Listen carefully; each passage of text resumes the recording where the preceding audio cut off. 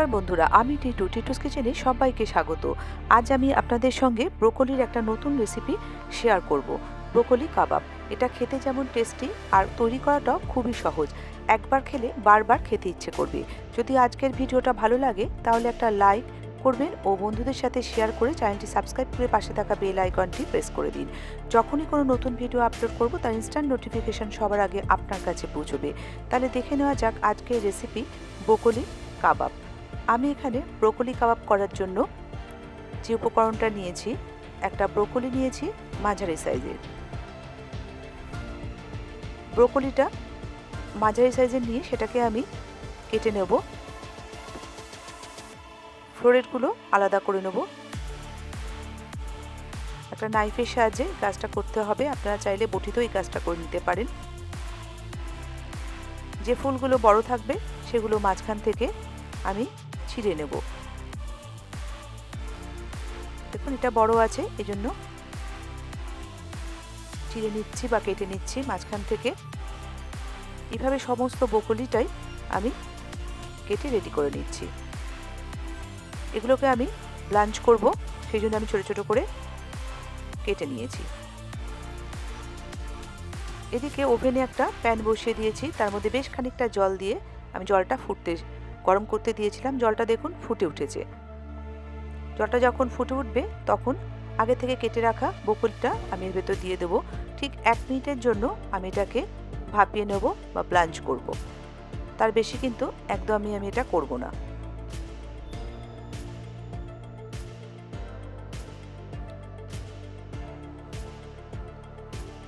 ব্রোকলিটা আমার কিন্তু এখানে ব্লাঞ্চ করা হয়ে গেছে। আমি এই জলটা ফেলে দেব, দিয়ে ব্রোকলিটাকে ঠান্ডা করে নেব। এদিকে ওভেনে একটা প্যান বসিয়ে দিয়েছি, দিয়ে 1 টিস্পুন ঘি দিলাম। ঘি দিয়ে বেশ কয়েকটা কাজু দিয়ে দিচ্ছি, দিয়ে মিনিট খানেকের জন্য এটাকে আমি নেড়ে চেড়ে নেব। কাজু কালারটা কিন্তু চেঞ্জ হবে না, কিন্তু একটু ক্রাঞ্চি ভাব আসবে। অল্প একটু নুন দিয়ে দিলাম, দিয়ে এটাকে নেড়ে নিচ্ছি। এই কাজুটা আমি ইউজ করব ব্রোকলি কাবাবেতে। এবার আমি কাজুটা নামিয়ে রেখেছি ওই প্যানের ভেতরেই। আগে থেকে যে আমি ব্রোকলিটা ব্লাঞ্চ করে রেখেছিলাম, জলটা ঝরিয়ে নিয়েছি, নিয়ে এটা আমি এই প্যানে দিয়ে দিচ্ছি। দিয়ে যে ময়েশ্চারটা আছে এক্সট্রা, সেটাকেও আমি এইভাবে নেড়ে নেড়ে শুকিয়ে নেব বা ড্রাই করে নেব। ঠান্ডা করে নেব। ওভেনটা অফ করে দিলাম। ব্রোকলিটা কিন্তু ঠান্ডা করে নেব একটা ডিশে ঢেলে। তারপরে একটা মিক্সিং জারের ভেতর আমি দিয়ে দিচ্ছি। এটা আমি একটা পেস্ট করব। পেস্টটা রেডি হয়ে গেছে, দেখুন কীরকম হয়েছে পেস্টটা। এরকম করে পেস্টটা রেডি করতে হবে। একটা বাটির ভেতরে এই পেস্টটা আমি নিয়ে নিচ্ছি। এবার আগে থেকে একটা আলুকে আমি সেদ্ধ করে রেখে দিলাম, সেটাকে আমি গ্রেট করে নেব। আপনারা চাইলে হাতেই কাজটা করতে পারেন, কিন্তু অসুবিধে যেটা হবে, আলুতে গোটা গোটা গুটলি থেকে গেলে কিন্তু কাবাবটা করতে অসুবিধা হবে। আর দিচ্ছি 75 গ্রাম পনির, আমি এটাকেও গ্রেট করে নিচ্ছি। আপনারা চাইলে সাবস্টিটিউট ছানা দিয়েও এই কাজটা করতে পারেন। এবার দিচ্ছি 2 কাঁচা লঙ্কা কুচি, ঝালটা আপনারা আপনাদের স্বাদ অনুযায়ী দেবেন। আর 1/4 টিস্পুন রসুনের পাউডার দিচ্ছি বা গার্লিক পাউডার দিচ্ছি। এক্ষেত্রে আপনারা পেস্টও ব্যবহার করতে পারেন। আদার গুঁড়ো দিচ্ছি 1/2 টিস্পুন, এখানে আদার পেস্টও আপনারা দিতে পারেন। আর 1 টিস্পুন ধনের গুঁড়ো দিচ্ছি, 1 টিস্পুন জিরের গুঁড়ো দিচ্ছি, 1/2 টিস্পুন চাট মশলা দিচ্ছি, 1 টিস্পুন গোলমরিচের গুঁড়ো দিচ্ছি বা ব্ল্যাক পেপার দিলাম। স্বাদ অনুযায়ী নুন দিয়ে দিচ্ছি। এই সমস্ত উপকরণগুলো আমি মেশাবো। তার আগে দেব 1 টিস্পুন ঘি। এই ঘিটা দিলে কাবাবের টেস্টটা কিন্তু অনেক গুণ বেড়ে যাবে। আর 1 মুঠো ফ্রেশ ধনেপাতা আমি কুচিয়ে রেখেছিলাম, সেটাও এর ভেতর দিয়ে দিলাম।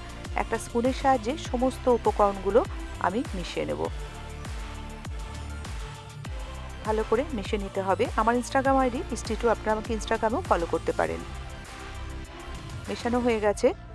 এবার একটা এর ভেতরে যে জিনিসটা আমি দেব, আগে থেকে বেসনকে আমি একটু রোস্ট করে রেখেছিলাম, এটা 2 টেবিল স্পুন দিয়ে দিলাম, যাতে কাবাবটা বাইন্ডিংয়ের কাজ করবে।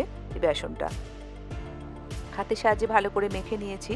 আমি চেক করে দেখলাম ঝালটা একটু কম লাগছে, সেক্ষেত্রে আমি অল্প একটু লাল লঙ্কার গুঁড়ো দিচ্ছি। আপনারা এটা ইচ্ছে হলে দেবেন অথবা স্কিপও করতে পারেন। ভালো করে মিশিয়ে নিয়েছি। এবার হাতে একটু ঘি নিয়ে নিয়েছি কাবাবগুলো তৈরি করার জন্য বা গড়ার জন্য। অল্প একটুখানি নিলাম, নিয়ে এইভাবে গোল করে নিচ্ছি। নিয়ে দেখুন হাতের তালুতে রেখে এবার ঘুরিয়ে ঘুরিয়ে শেপটা দিয়ে নিলাম। আর একটা দেখাচ্ছি, খানিকটা ডো নিয়ে গোল করে নিয়ে হাতের তালুতে এইভাবে ঘুরিয়ে ঘুরিয়ে গোল করে কাবাবটা গড়ে নিতে হবে। সমস্ত কাবাবগুলোই আমি এইভাবে গড়ে নেব।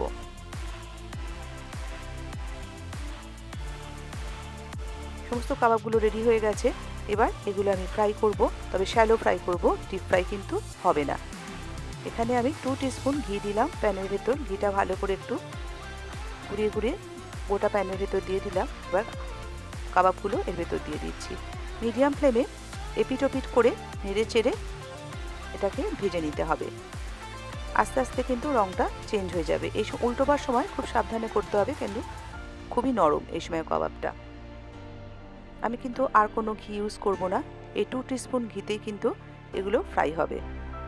সাইডটা ভাজার জন্য প্যানের সাইডে একটুখানি চেপে চেপে দিতে হবে, যাতে ধারগুলো কালারটা চেঞ্জ হয়ে যায়। দেখুন কালারটা কিন্তু চেঞ্জ হতে শুরু হয়ে গেছে। আর এটা কিন্তু খেতে দারুণ লাগে। একবার যদি খান মনে হবে যেন বারবার তৈরি করে এটা খাই।